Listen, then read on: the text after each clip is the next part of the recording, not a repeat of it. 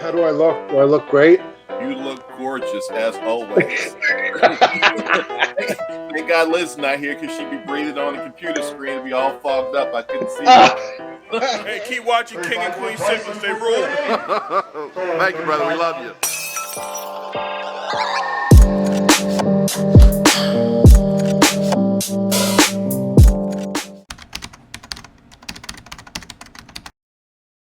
Talking to people that are doing amazing things in a hobby that are not necessarily YouTubers. You know, YouTube's a big thing, and you see a lot of YouTubers, but you don't necessarily get to see people like yourself who do talks and have done things with CARES and other programs to help advance the hobby. But like I said earlier, everybody in this room dedicated one tank to an endangered species. We're looking at over 100 different colonies of fish that would be protected. Just one tank. I know most of us have multiple tanks, but please consider doing that. Please consider keeping a CARES fish in the long term. Not something you want to BAP or turn to burn. Dedicate a tank in one species for the long term. When I was working for the American Cichlid Association, I used to always pitch, hey, Rusty Wessel, Paul Zell, rest in peace, Wayne Leibel. We should record these people and get their information so that we can share it to other people. And Absolutely. It's sad that Wayne's gone because, I mean, I was blessed enough to see at least 10 of his presentations, and they were great, all hilarious. I'm sure you saw some too.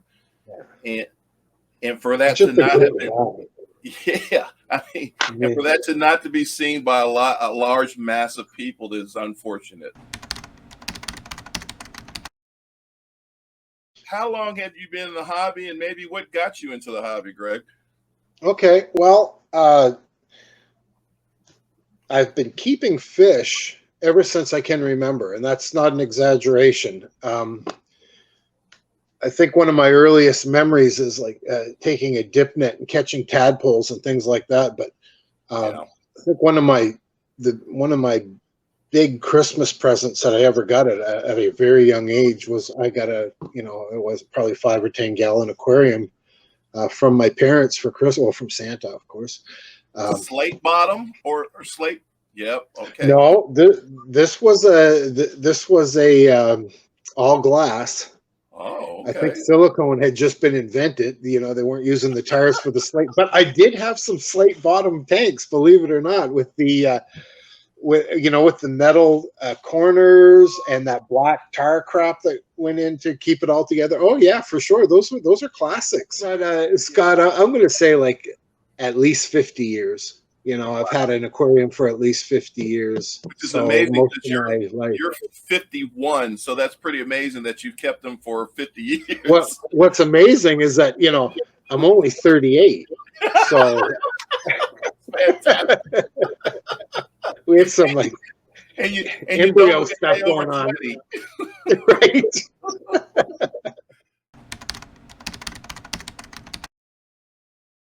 I've had some people that I consider have mentored me.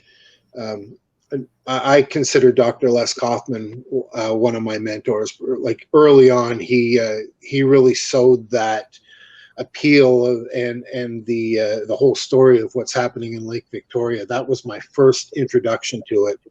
And of course, I met some great people along the way, but Dr. Loisel just grew on that too. And you know, his friendship and knowledge over the years is, again, it's something that you don't set out to have these things. And when they happen into your life, you have to realize how fortunate and lucky you are to have something like that. So yeah, I've been really, really, really fortunate. Yeah. Yeah. Amen to that, because it's so amazing to go to the North Jersey Aquarium Society, like their fall auction, and have Dr. Paul sitting right there looking at every bag before it goes up to auction and guaranteeing, yes, this is the right species. You don't get that at anyone else, you know? Have you ever got the hairy eyeball from him when you bid against him?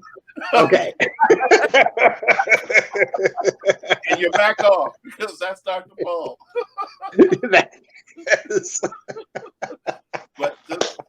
amazing is that club, North Jersey Aquarium Society? Wow. I mean, Rosario, and I'm on. Oh my gosh! I mean, It's just amazing. legends. You walk in the door and you're surrounded. It's incredible. Every club, what I've found over the years, Scott, is every club has their people that are extremely knowledgeable and passionate, and the members of that club kind of hold these people in high regard. Yeah. And all those leaders are not people that set out to be that way. It's just their natural charisma and enthusiasm that has brought. Well, your case in point is you. I appreciate that. Yeah, for sure. But it is, and it's so those people. Like I said, every club has a couple of them, or one. And but places like North Jersey, I mean, these are the people that those other people look up to. You know what I'm saying? Yeah, and then you throw in a Dr. Ted Coletti or a Kevin Carr. I mean, Chuck man, Taylor, oh man. I mean, the names are legendary in there. It's incredible. It's great. I mean, so so I won. I always say this. I have to say this. So the last North Jersey Fish Show, it was their 60th event, and I won Best of Show. So I always rub it into Kevin and Chuck's face all the time. Hey, your last fish show, I won it. Yeah, the kid won it. So the kid. It's pretty bad when we're the kids. That was some 12 years ago, but hey, I'm still holding on to it, Greg. That's right. You are a big Victorian cichlid person, correct? That is my main interest in aquatics. Yeah. Right. When you do talks, is that mainly on Victorians, or? It varies. It used to be Lake Victoria cichlids. That was my main interest. Over the years, there's been people that have come along that have well surpassed me in the amount of knowledge they have, scientifically and hands-on keeping fish and everything. So there's a lot of great people out there that are, I would call them authorities on Lake Victorian cichlids. I've always tried to learn as much as I can, but Scott, like most of my knowledge comes from observation. So I've never done scale counts. I've always wanted to get involved in that, in the taxonomy of fish, but I never got that far. I was more concerned with breeding the fish and passing them on, to ensure that they were around. Because some of these fish that we had, I mean, we had the last known colonies of them, right? And so that was what was most important to me, is to try and crack the proverbial mold to get them to breed, to spawn, and to be able to pass the fry to other people to work with. And I had some great success in that over the years. I was really, really lucky. Of course, it doesn't hurt that Victorian cichlids are like among the most easy fish to breed that there are. So I look like a hero, but it was really just add water and stand back.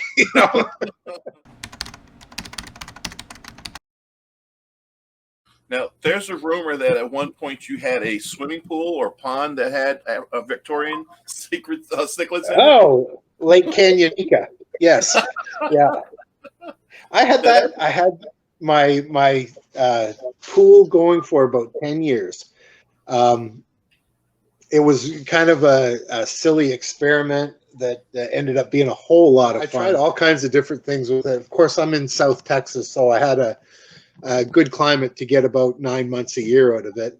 But there were several times, those, it was really ghetto too, because my neighbors must have just loved me.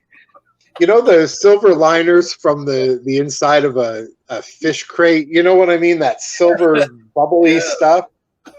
Well, I took a whole crap load of it and I wrapped the whole pond with it, and then put a silver tarp, like the silver kind of plasticky solar blanket over top of it to try to keep it warm enough for the winter, to see if I could make it through the winter with them. And it looked like a flying saucer or something. And if you Google my house, I don't know if it's this way now, I haven't updated, but you look in the backyard, it's like there's this UFO sitting there. You know, Google Earth took a picture of it when it was great. Where did that UFO crash happen? In that in your area, Texas? What is it? What's it called? Roswell. Great, you're just keeping the myth going, Greg. Oh man, I'm telling you, it was so fun. But I used to go in there and I'd come home from work and I'd jump in the pond with the fish and everything and snorkel, and I got all kinds of video of it. And my neighbors have started talking to me again. So hey, that's good. You know I was the kind of guy that I'd walk across the backyard with my snorkel, and people would be bringing their kids inside and things like that. It wasn't a good scene for a while, but your mosquito count had to be down, right? I'm sure those mosquitoes. No mosquito problem at all. No mosquitoes. That's the great thing people don't know about ponds and that stuff. You wipe out the whole mosquito population in your neighborhood. Absolutely, yeah. But that was so much fun. That was one of the highlights of my whole fish keeping career, was having Lake Canyonica in the backyard. Like I said, super ghetto, but man, was it a lot of fun.